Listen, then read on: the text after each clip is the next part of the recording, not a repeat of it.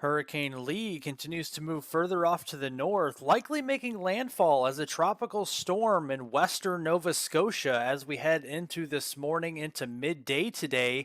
We do have tropical storm warnings in the blue shaded colors across portions of Cape Cod, up through coastal New Hampshire, coastal Maine, and also up here into eastern Canada, including Nova Scotia in those tropical storm warnings. And we also have tropical storm watches in the yellow further off to the north as well. Looking here at the intensity of Hurricane Lee, we will see this drop out of Category 1 strength and back to a mid-grade tropical storm as it makes landfall across western Nova Scotia today, and then continue to maintain low to mid-grade type of status into tropical storm status as we go through the weekend and head into early next week. You can see that here today, 971 millibar low across western Nova Scotia as it makes landfall there as a stronger tropical storm later on today. And then as we go into Sunday, as all systems do, all tropical systems, as they move over land, they will quickly weaken. It weakens back to a 990 millibar low and likely a post-tropical cyclone as we get towards Sunday and into Monday, but not before producing some heavier rainfall. So total rainfall accumulations over the next 24 to 48 hours will be robust up here for areas that we seeing some flooding potentially. We could be seeing 4 to as much as 7 inches worth of rainfall, especially in these yellow shaded colors across eastern Maine, western Nova Scotia, and then eastern parts of Canada there as the low pressure system continues to move further off there to the north. We are watching our areas in eastern Maine and the United States for a slight risk for flash flooding. So a few instances of flash flooding will be possible up near the Caribou region as we head through today and into your Sunday time frame. So do definitely be watching out for that.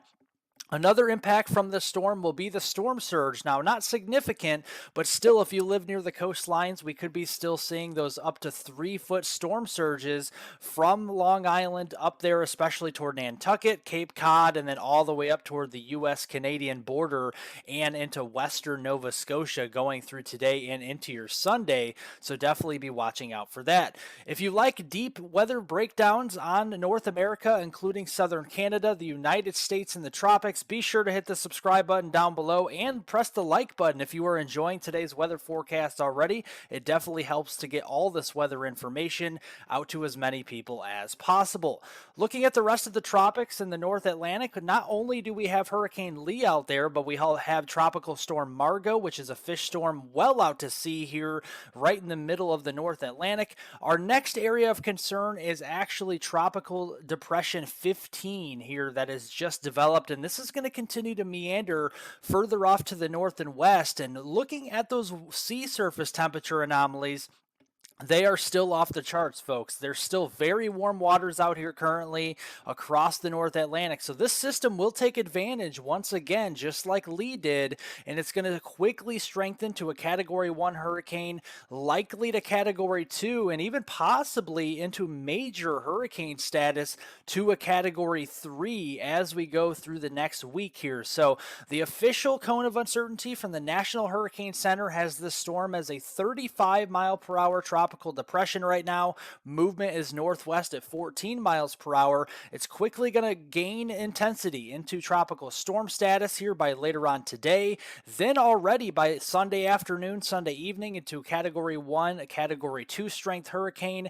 And then yes, the M there by Tuesday afternoon and evening, early this next week, we could be seeing a Category 3 hurricane out of this once again in the Western Atlantic basin. So something to keep an eye on there, especially for our friends in Bermuda. So looking at this on Monday to start the next work week here, we're down to a 1001 millibar low, likely a tropical storm here, if not a low-end hurricane at this point. And then as we go into Wednesday, rapid intensification to a 990 millibar low, possibly even stronger than this. And we could be seeing a Category 3 hurricane ongoing by the middle of the week and very close by there to Bermuda. So we'll keep an eye on that.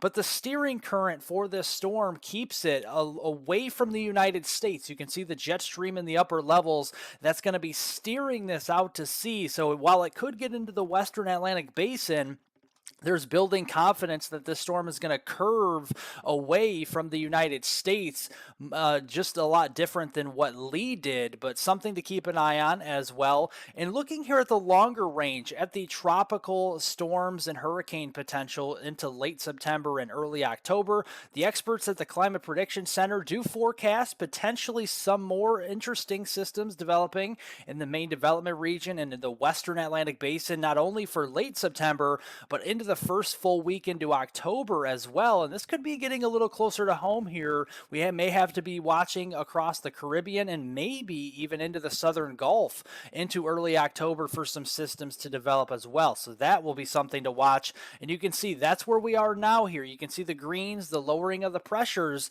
But then as we go deeper here through September, you're going to notice that favorability is still there, and then it really starts to pick up as we get into that first full week and maybe even the first half of October, not only for the Atlantic Basin, but for the Caribbean and the Gulf of Mexico once again as well. So the hurricane season does still prevail, and we have several weeks to go before it is to an end.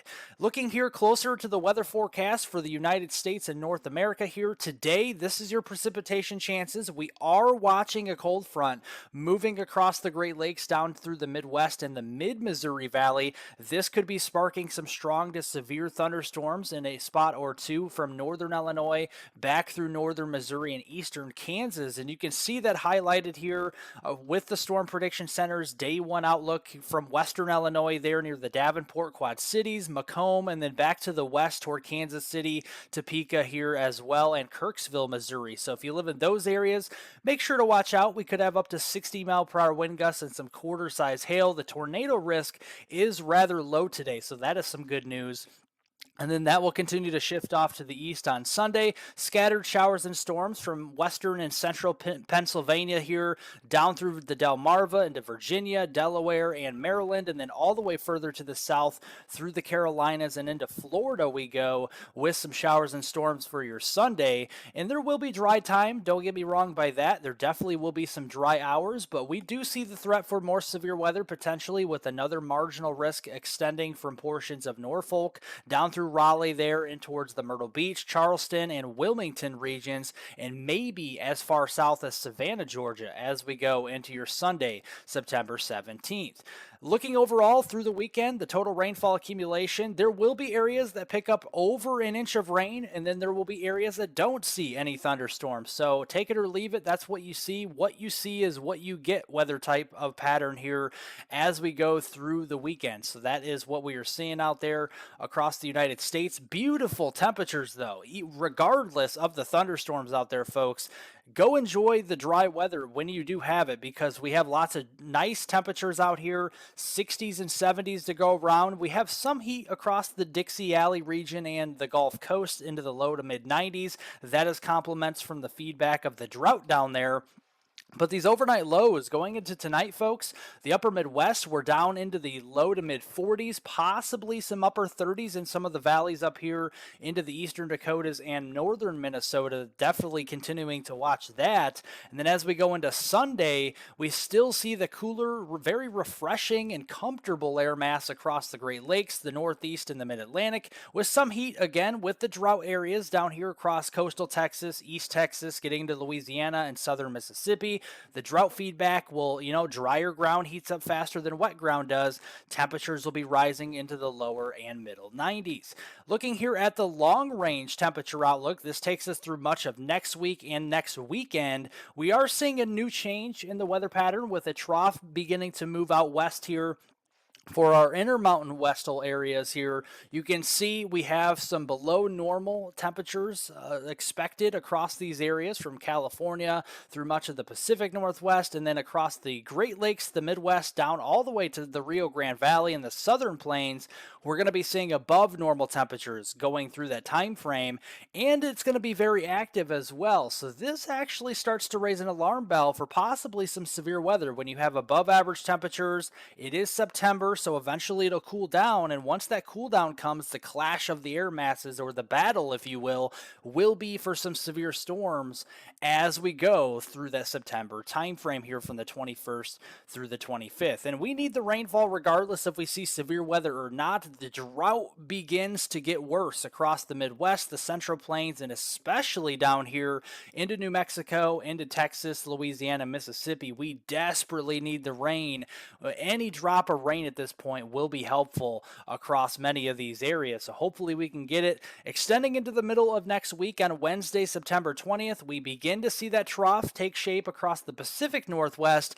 That'll kind of hang out across the West Coast in the Intermountain West as we go into Friday late next week. But we have to keep an eye on the jet stream. This is the 500 millibar mid-level jet, and you can see where the polar jet and also the subtropical jet come together right across portions of the Four Corners region into the Central Plains. And when you start to see that, we have a clash of air masses we have cooler weather coming down from the northwest from Canada, and we have warm, moist, and unstable air from the Gulf of Mexico reaching up into the southern and central plains. That's going to be yielding some low to moderate CAPE values. This is your surface-based CAPE, or convective available potential energy, in joules per kilogram by Friday next week. That will be something to keep an eye on, and that will also ultimately lead to some more showers and storms regardless, from the Dakotas into the upper Midwest where we desperately need it, into portions of the mid-Missouri Valley where we desperately need it, and even further down to the south in the southern plains where we desperately need it from midweek through next weekend, from Wednesday through that Saturday time frame. And this is the area I'm keeping an eye on for the severe weather potential through next week, especially the latter half of the week and into the next weekend. We could be seeing some possible severe weather from Nebraska, western Iowa, all the way south here into north and northwest Texas here. This does include Kansas, Oklahoma, and western Missouri, and even parts of northwestern Arkansas as we go through this time frame. Mainly damaging winds and large hail, but I cannot rule out a few tornadoes in this setup, but that will not be known until these days do get closer, so we'll keep an eye on that. Well, thank you so much for watching. Make sure to share this video on social media, whether it's on Twitter, Facebook, Instagram, etc. If you like today's video, make sure to give it a thumbs up down below and leave it all comments, questions, and concerns below. I'll get to all those later on today, and I hope everybody has a great rest of their weekend out there.